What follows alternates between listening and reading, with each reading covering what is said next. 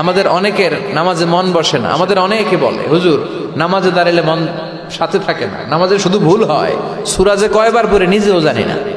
এরকম আছে না নাই? এদিকে ওদিকে চলে যায়। এখন মনটারে কিভাবে আপনি এক জায়গায় আনবেন? বিশ্বনবী বলতেন, আনতা আবুদাল্লাহ কান্নাকা তারাহু, এমন ভাবে নামাজ পড়ো যেন তুমি আল্লাহরে দেখছো।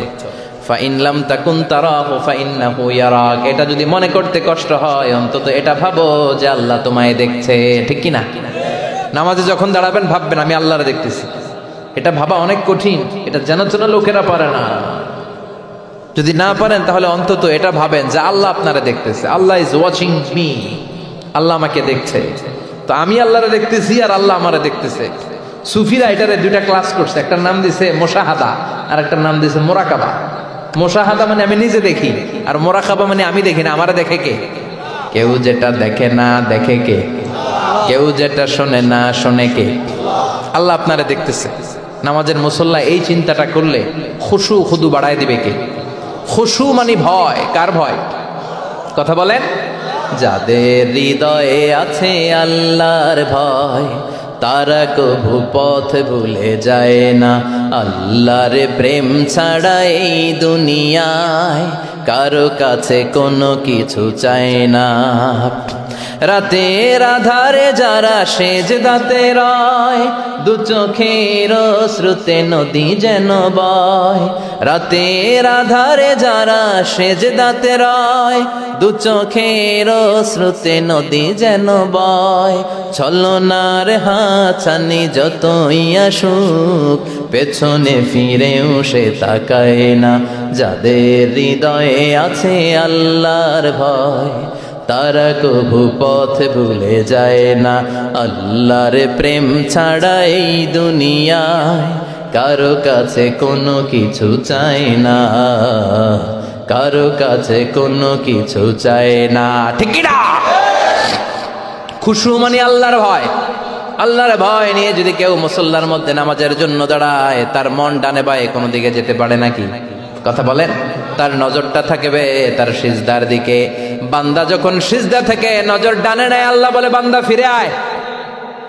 আবার যখন বাম দিকে নজর করে আল্লাহ ডাক দিয়ে বলে আকবিল ইয়া ইবাদি, আকবিল ফিরে আয়। আবার যখন উপরের দিকে তাকায় বলে ফিরে আয়। এরকম আছে না নাই? নামাজও পড়ে এমনি, নামাজও পড়ে আবার এমনি চায়, নামাজও পড়ে আবার ঘরের দিকে চায়। আছে না নাই? না, আল্লাহ বলে আকবিল, বান্দা ফিরে আয়, ফিরে আয়, তাকাবি তো সেজদার দিকে। তিনবার নজর ডানে বায়ে যখন ঘোরানো হলো, তিনবারও যখন নজর ফিরায় না, আল্লাহ তখন ডেকে বলে লা হাজাত লি লা সলাতিক, এই নামাজের কোনো দরকার আমার নাই।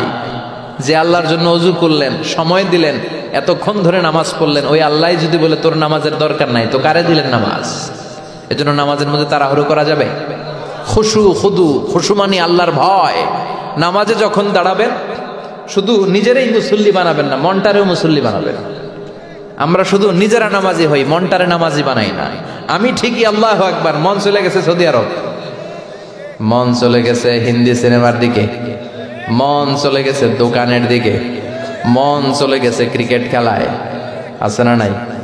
উনি কিন্তু মুসল্লি, মসজিদে উনি কি মুসল্লি, উনি হাতে পায়ে একেবারে মুসল্লি, কিন্তু মনটারে মুসল্লি বানায় নাই। এজন্য মনটারেও নামাজি বানাতে হবে। আমরা বলি মনটারে কাজ দেন, মনটারে কখনো অলস বসে থাকতে দেয়া যায় না। আপনিও মুসল্লি হবেন, মনটারেও মুসল্লি বানাতে হবে, তা না হলে মন ডানে বায়ে ঘুরবে। মনের আরবি হচ্ছে কলব। কলব মানে যেটা নাড়াচাড়া করে। এটা এখন এদিকে, পরে ঢাকায়, এরপরে সৌদি আরব, এরপরে আমেরিকা। এটার পাসপোর্টও লাগে না, ভিসাও লাগে না, এটা খালি দৌড়ায়। ঠিক কিনা? এজন্য মনটারে নামাজি বানানোর দরকার আছে না নাই? এজন্য আল্লাহ বললেন কদ আফলাহাল মুমিনুনাল্লাযীনা হুম ফি সালাতিহিম খাশিউন। মুমিন বান্দাদের প্রথম গুণাবলী হলো মুমিন বান্দারা যখন নামাজে পড়ে মনটারে নিয়ে নামাজ পড়ে, নিজেও নামাজি, মনটাও নামাজি। ঠিক কি না? আমাদের অনেকের নামাজে মন বসে না। আমাদের অনেকে বলে হুজুর নামাজে দাঁড়ালে মন সাথে থাকে না, নামাজে শুধু ভুল হয়, সূরা যে কয়বার পড়ে নিজেও জানি না। এরকম আছে না নাই? এদিকে ওদিকে চলে যায়। এখন মনটারে কিভাবে আপনি এক জায়গায় আনবেন, কনসেন্ট্রেট করবেন কিভাবে? বিশ্বনবী একবার মসজিদে ঢুকে দেখলেন এক সাহাবী নামাজ পড়তেছে, আল্লাহু আকবার, নামাজের মধ্যে এরকম করতেছে। এরকম করে না অনেকে? নামাজে পরে দাড়িও টানে, দাড়িও চুলকে, আছে না নাই? নামাজ পরে জামাও সোজা করে, নামাজ পরে দাড়িও টানে। বিশ্বনবী বললেন লাউ খাশাআত কলবুহু লা খাশাআত জাওয়ারিহুহু, এর অন্তরে যদি আল্লাহর ভয় থাকতো তাহলে এর অঙ্গ প্রত্যঙ্গের মধ্যেও এই ভয়ের ইম্প্যাক্ট পড়তো। এই সাহাবীর অন্তরে আল্লাহর ভয় নাই, খুশু নাই, এজন্য হাতে পায়ের মধ্যেও খুশু নাই, হাত একবার এদিকে নড়ে আরেকবার ওদিকে নড়ে। আমাদের এরকম সমস্যা আছে না নাই? বিশ্বনবী বললেন তোমাদের যদি খুশু খুদু নামাজের মধ্যে বাড়াতে মনে চায়, নামাজের মুসল্লায় দাঁড়িয়ে হৃদয়টারে যদি আল্লাহর আরশে পাঠিয়ে দিতে মনে চায়, তাহলে নামাজের মুসল্লায় যখন দাঁড়াবা মনে করবা এটাই হতে পারে জীবনের শেষ নামাজ। 5টা টিপস দিব আপনাদের মনোযোগ বাড়ানোর জন্য। 5টা। কয়টা? নামাজে মনোযোগায়ন কিভাবে করবেন 5টা টিপস খেয়াল করে রাখেন, কিভাবে নামাজের মনোযোগ বৃদ্ধি করবেন। টিপস নাম্বার 1, সল্লু সলাতান মুআদ্দিয়া, বিদায়ী নামাজ পড়বেন। মনে করবেন হতে পারে আজকের এই নামাজটাই আমার জীবনের শেষ নামাজ। এখন বাজে 10:30, আপনাকে বলা হলো আজ রাত 1টার দিকে আপনার জীবনের হায়াত ফুরিয়ে যাবে, চলে যাওয়া লাগবে না আমাদের? থাকতে পারবো আমরা? চলে যাওয়া লাগবে। রাত 1টায় মালাকুল মাউত চলে এসে রূহ কবজ করে নিয়ে যাবে। আর 1.5 ঘন্টা আপনার হাতে সময়। এই 1.5 ঘন্টায় আপনি নামাজ রোজা যা পারেন করে নেন, আপনার হুঁশ থাকবে? কথা কন। 1.5 ঘন্টা পরে আপনার মরণ। আপনি তাড়াতাড়ি করে অজু করে আসবেন, যা নামাজে দাঁড়াবেন, মনে মনে ভাববেন আজকে জনমের মতো মাফ চামু আল্লাহর কাছে, আকাম কুকাম যা করছি সব কাইন্দা একেবারে মাফ করায় ফেলাম আল্লাহর কাছে, ঠিক কিনা? সেদিন আপনি অজু করবেন চমৎকার ভাবে পাঞ্জাবিটা পরে, আতর মেখে, টুপিটা পরে মুসল্লার মধ্যে দাঁড়িয়ে আল্লাহু আকবার বলে নামাজ শুরু করবেন। ওই দিনের নামাজে আপনার কোনো তাড়াহুড়ো নাই। আছে? আজীবন তাড়াহুড়ো করছেন, কিন্তু ওই দিন আপনার তাড়াহুড়ো নাই। ওই দিনের রুকুটা আপনার জীবনের শ্রেষ্ঠতম রুকু হয়ে যাবে। ওই দিনের সেজদাটা আপনার জীবনের শ্রেষ্ঠতম সেজদা হয়ে যাবে। ওই দিন আপনি সেজদায় পড়ে চোখের পানি দিয়ে জায়নামাজ ভিজিয়ে দিবেন না? কথা বলেন, দিবেন না? এর কারণ আপনি জেনে গেছেন এটাই আপনার জীবনের শেষ নামাজ, ঠিক কিনা? তো এই যে প্রত্যেক নামাজের সময় মসজিদে যে আল্লাহু আকবার বলে যে দাঁড়াই, এই নামাজের পরে আবার কোনো নামাজের চান্স আমি জীবনে পাবো কিনা কোনো গ্যারান্টি আছে? চিল্লায় বলতে হবে, গ্যারান্টি আছে? আরো 30 মিনিট আমরা সবাই বেঁচে থাকবো, গ্যারান্টি? আরো 10 মিনিট বাঁচবো, গ্যারান্টি? শ্বাস যেটা ভিতরে নিলাম ফেলতে পারবো, কোনো গ্যারান্টি আছে?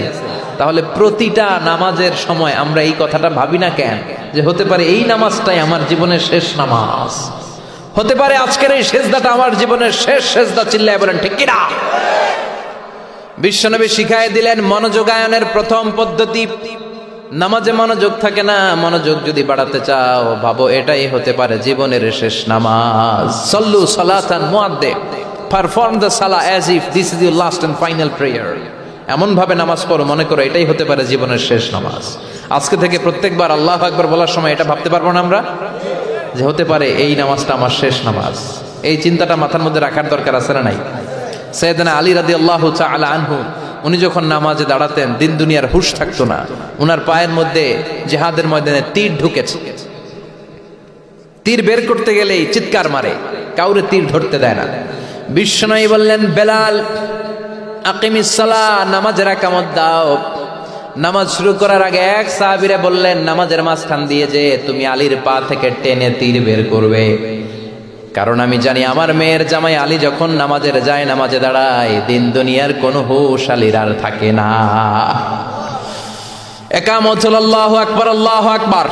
বিশ্বনবী নামাজ শুরু করলেন, রুকু দিলেন, সিজদা দিলেন। দ্বিতীয় রাকাতের জন্য যখন দাঁড়ালেন বিশ্বনবীর কথা মতো এই সাহাবী যে কাতারের মাঝখানে সাইয়েদনা আলীর পা থেকে গায়ে যত জোর ছিল টান মেরে তীর বের করেছে, ফিনকি দিয়ে রক্ত বের হয়েছে। সাইয়েদনা আলী মুহূর্তের জন্য টের পায় নাই। নামাজ শেষ, সালাম ফিরালেন, তাকিয়ে দেখে পায়ে তীর নাই, চারদিকে শুধু রক্তের বন্যা। বিশ্বনবী বললেন ও আলী চিন্তা করো না, আমার কথা মতো এক সাহাবী তোমার পা থেকে তীর বের করেছে। আমি জানি যখন তুমি নামাজের মুসল্লায় দাঁড়িয়ে যাও তোমার মনটা দুনিয়ায় থাকে না, তোমার মনটা আল্লাহর আরশের দিকে চলে যায়। তোমার নামাজের মধ্যে খুশু খুদু এত বেড়ে যায়, আখিরাতের কথা এত তোমার স্মরণ হয়ে যায়, নামাজের মধ্যে তোমার পায়ের তীর টেনে বের করেছে, 1 সেকেন্ডের জন্যও তুমি টের পাও নাই রে আলী। সুবহানাল্লাহ। উনি মনে করতেন এটাই জীবনের শেষ নামাজ।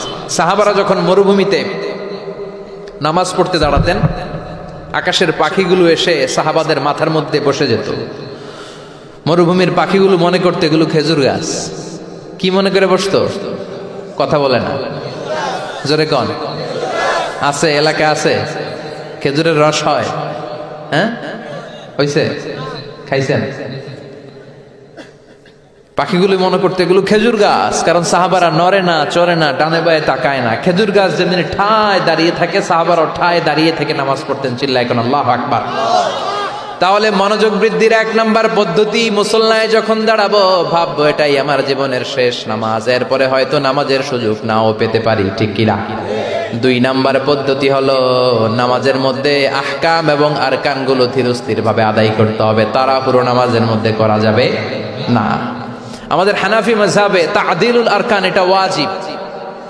রুকুনগুলো আদায় করার সময় ধীরস্থির ভাবে আদায় করা, এটা হানাফি মাযহাবে কি ওয়াজিব। চিল্লায় বলে, এটা কি ওয়াজিব। তরক করলে কি করতে হয়? হ্যাঁ, সহু সেজদা দিতে হয়। কিন্তু অন্যান্য মাযহাবে এটা ফরজ, এটা বাদ দিলে আপনার নামাজই হবে না, তাড়াহুড়ো করলে নামাজই হবে না। বিশ্বনবী দেখলেন মসজিদে নববীতে এক সাহাবী নামাজ পড়ে। নামাজ শেষে নবীর কাছে আসলে বিশ্বনবী বললেন, সল্লি ফাইন্নাকা লাম তুসল্লি, নামাজ পড়ো কারণ তোমার নামাজ হয় নাই। সাহাবী আবার বললেন, আবার আসলেন, বিশ্বনবী বললেন, সল্লি ফাইন্নাকা লাম তুসল্লি, নামাজ পড়ো তোমার নামাজ হয় নাই। সাহাবী আবার নামাজ পড়ে আবার নবীর কাছে আসলেন, বিশ্বনবী বললেন, সল্লি ফাইন্নাকা লাম তুসল্লি, নামাজ পড়ো নামাজ হয় নাই। এবার সাহাবী এসে বলে, ও নবী 3 বার পড়লাম, নামাজ আমার হয় না, এর চেয়ে ভালো নামাজ আমি পড়তে জানি না। বিশ্বনবী বললেন, তাহলে আসো আমি শিখাইয়া দেই।